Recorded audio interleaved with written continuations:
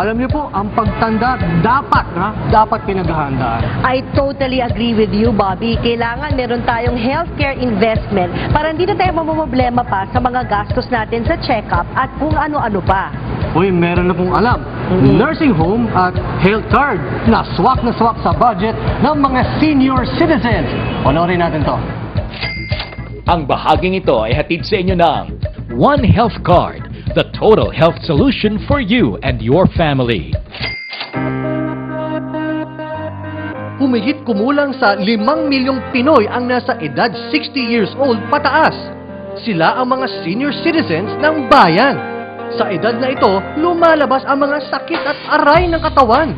At kapag lumala pa, nagiging pabigat sa kapamilya. Dahil dito, sa dapit hapon ng kanilang buhay, di sila nabibigyan ng sapat na atensyon, lalo na sa medical. Ito ang sagot ng Wellness Place, isang private nursing home for the elderly. May mga kliyente tayo sa Wellness Place na purposely binigay sa amin ang pag-aruga para alam nila na sigurado silang mabibigyan ng tamang atensyon. Mga Filipino-Americans, no? Marami dyan na galing sa Hawaii, sa California, at sa ibang parte ng Amerika, dinala sa amin ang kanilang mga kamag-anak at mahal sa buhay para malagaan ng tama. In fact, may mga foreigners na kami rin inalagaan. And those who are interested to come to the Philippines to retire. And in fact, sinasabi natin, ang pag-retire dito, hindi sa pagtira sa isang bahay na maliit o sa isang bahay na mura, kundi yung tinatawag natin lifestyle. Magkaroon ng comfort, social engagement, at syempre, ang world-class na pag-aruga ng mga Pilipino.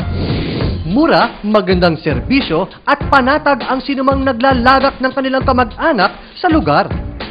Ang karaniwang singil ng nursing home sa abroad ay mga $3,000 pataas. Dito sa atin, mga 1,000 to 1,500 lang. Kasama na yung kabuuan. Maaaring kasama rin yung gamot dyan.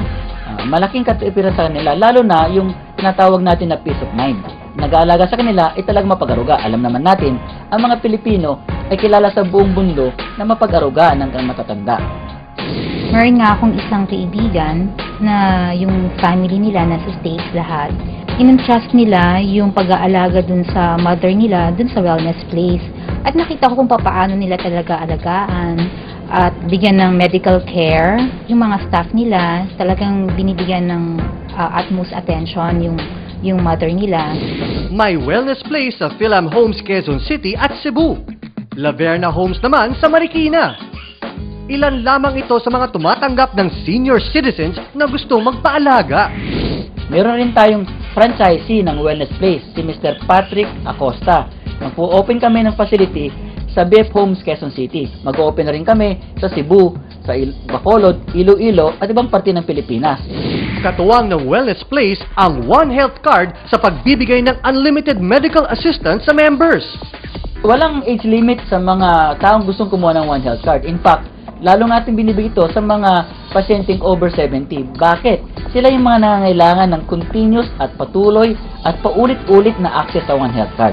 And even our One Health Card bus can actually go to communities to provide for services. In fact, yung mga gold members at silver members, meron silang tinatawag na benepisyo na gawin ang mga test sa kanilang tahanan. Sa silver is 3,500. Ito po ay marami ng mga test na magagawa. Ang gold card naman is sobra sa 20 test. Maliban sa pribilehiyong medikal na hatid ng One Health Card, bukas din ito sa mga nais maging ahente. Kami open para magkaroon ng partnership o engagement sa mga grupo o institusyon na gusto mag-franchise ng wellness place. Maging ang One Health Card ay open tayo para magkaroon ng partners sa buong mundo.